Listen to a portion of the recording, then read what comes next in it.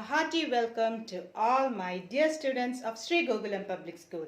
This is Nida ma'am with you and we are into yet another English online class. I hope you are doing very fine and good.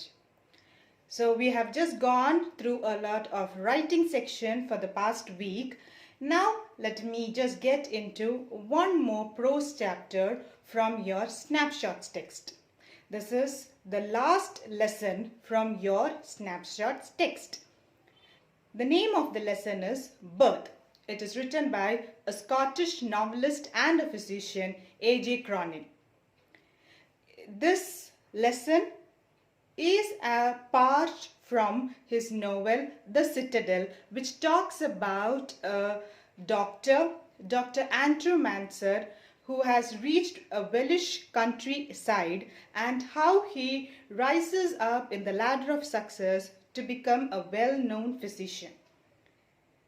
So, my dear children, let me just get into today's class.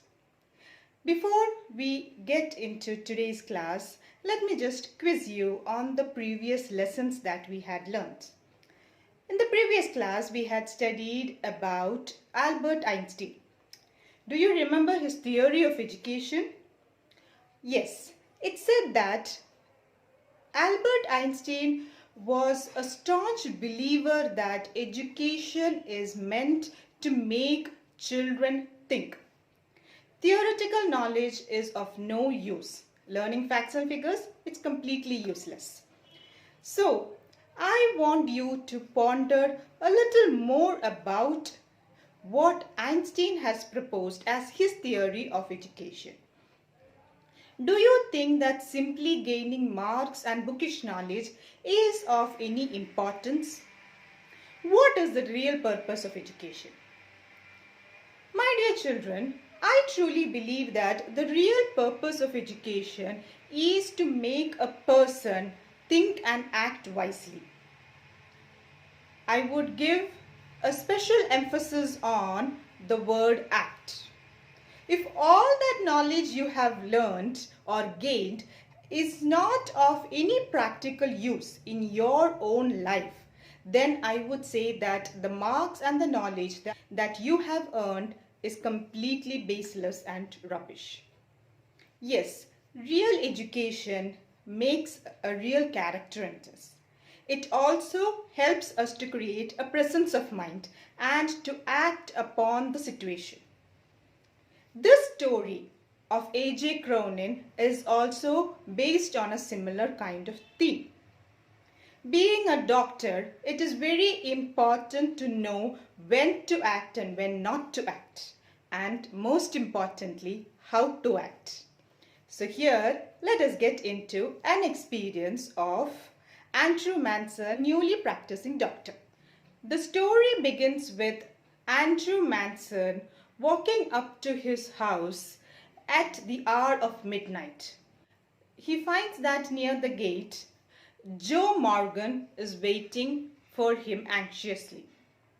As he approaches Joe Morgan, Joe tells him that his wife is almost due for delivery and she needs a doctor's assistance.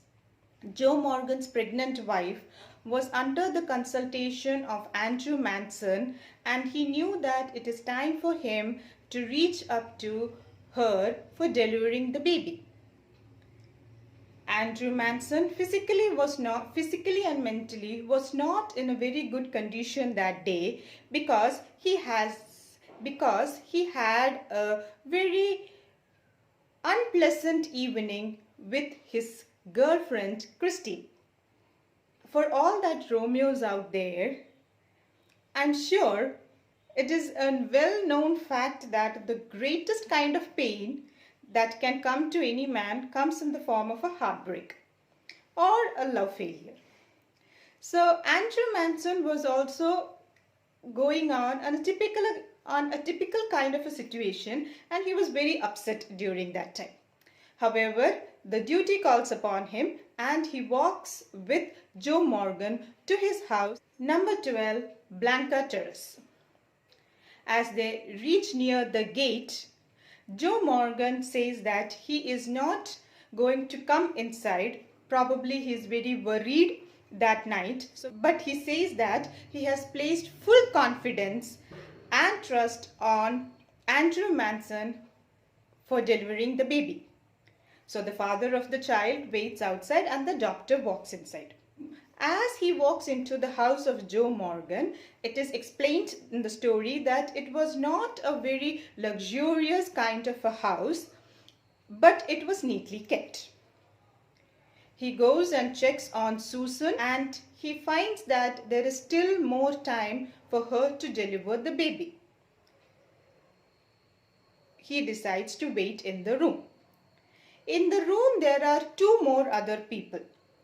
One is Susan's mother, a very tall and an elderly woman in 70s.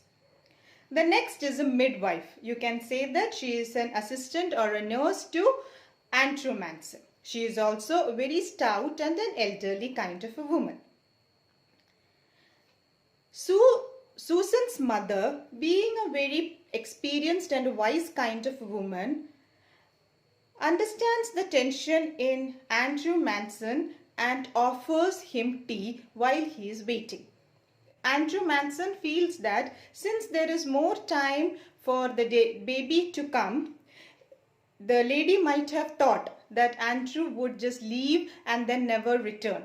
So maybe to make him stay over there, that lady is offering tea. So he calls out and he says that, don't think that I am going to run away. Definitely I will wait here till everything is completed.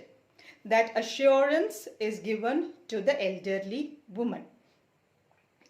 However, he goes down and has tea in the kitchen. As they wait for an hour more, Andrew is now caught in his own thoughts and worried feelings. He thinks about his friends and acquaintances who have had a bad or failed marriages. He thinks about his friend Bramwell, who is cheated by his wife. He thinks about Edward Page, who is in a very abusive relationship because his wife is very dominating and aggressive. He also thinks about Denny, who has had an unhappy marriage and now stays separated from his wife. Andrew is very much worried by these kinds of thoughts. According to him, since he is too much in love with Christine, he feels that marriage is a kind of a very peaceful kind of an affair where there is a lot of romance and love and fantasy and beauty. So that is his imagination of marriage. He cannot think about a situation where he would be having daily arguments with his wife Christine. Now, a recent fight with Christine has made him think about his own views of marriage. He feels very sad that now they are also going to have fights and arguments and things might get very nasty between them.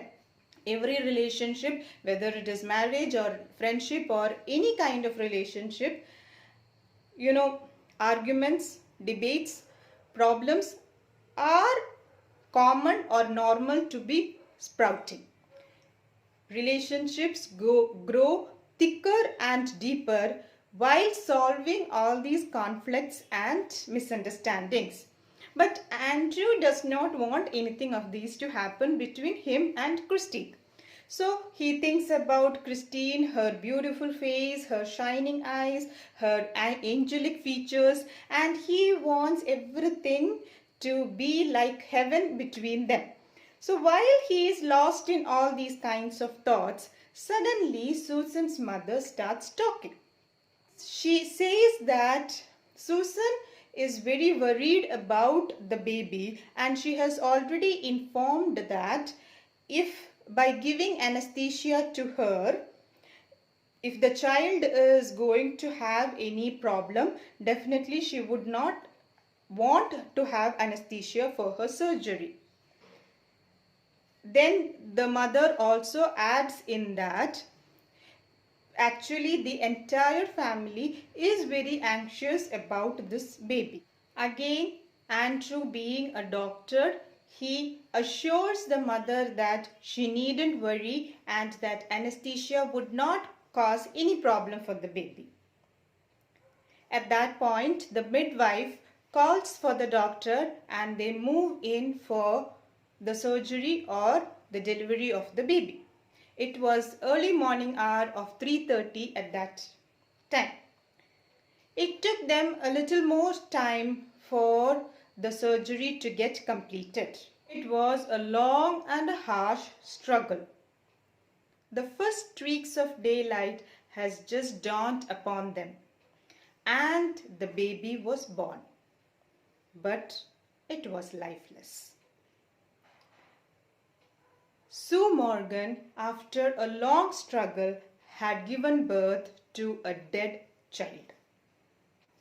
Of course, this is not a good news for the family or for the doctor Andrew Manson. Now begins the real duty of the doctor.